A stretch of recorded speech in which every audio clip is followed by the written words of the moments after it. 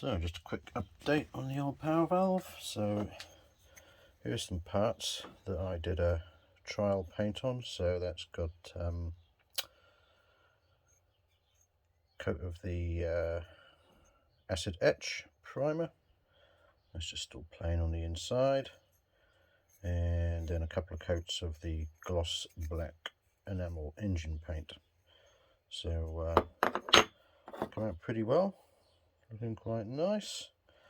So I did these three bits as a trial because I didn't need any masking. They just needed painting like that bit and that bit, and then that needed turning over to do the other side. So no masking on those at all. So that was our first trial. So next, out here. So this has just been painted, just had the acid etch and a couple of coats of the gloss, and you'll see my masking and some bolts put in. I've masked only where it is necessary to mask, because masking isn't my favourite thing and it's very time consuming. So this one, you'll notice I've masked, that's masking tape on that flat surface, because I've already sanded and polished the aluminium underneath. So this is a bit of a test, because I haven't done this in a while, but these will have to be fully cured before I take any masking off, and I'll leave it for a couple of days to fully cure, and I might have to go over with another top coat just to get out any little bits of dust and nooks. You know, you pick up shit when you paint outside. If you're not painting in a spray booth, you're going to pick up shit that's going to stick to the surface, and I can already see some little specks of dust and whatnot, which might just have to be flatted out, and then another top coat.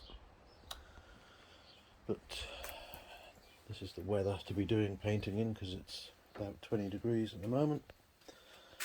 And then top crankcases. So I've done the masking that I'm going to do. It's important to get these sharp edges. I just cut them with a razor blade and do them at a 45 angle, so you can just get a little bit of the top surface. Just have a tiny splash of paint on it, so then you don't see a line. Some car dudes go to much greater lengths, but I can't be bothered. So again, just the bits that need masking up have been done. And the head, I haven't really masked this up yet, but do have a bit of a plan. So unfortunately all that has to be masked off, because that bit needs painting black. So all that has to be masked, because this has to be painted both sides. And then once my trial is done on that little piece outside with the sanded bit, I will then apply what I've learnt to here. So this surface will be sanded till it is shiny and polished, and then the rest will be black. And then I'm going to do the lettering. I'm going to pick the lettering out in red. So I've actually decided on a colour scheme for the bike, and red is going to be involved a lot, mainly because it looks good, and all my power valves bar one have all had nice red wheels. I had a red and black one, I had a Marlboro colour one with red wheels, and my last one in New Zealand was red and grey and black, and it looks rather smart. So before I do any masking on this, I will sand that back basically, and then mask it. But I actually want to get primer in the lettering and not on the sanded bit. So I'm probably going to have to prime that section first, and then sand it, and then mask it, and then that should do. So a bit time consuming, but yeah, then that will be all the engine and engine bits painted.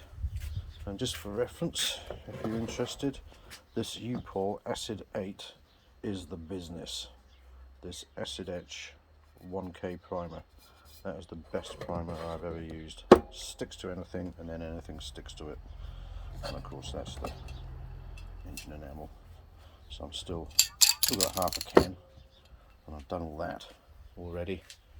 But I am going to try and get as much paint as I can on this engine, because the more paint, the more robust it will be once it's all cured.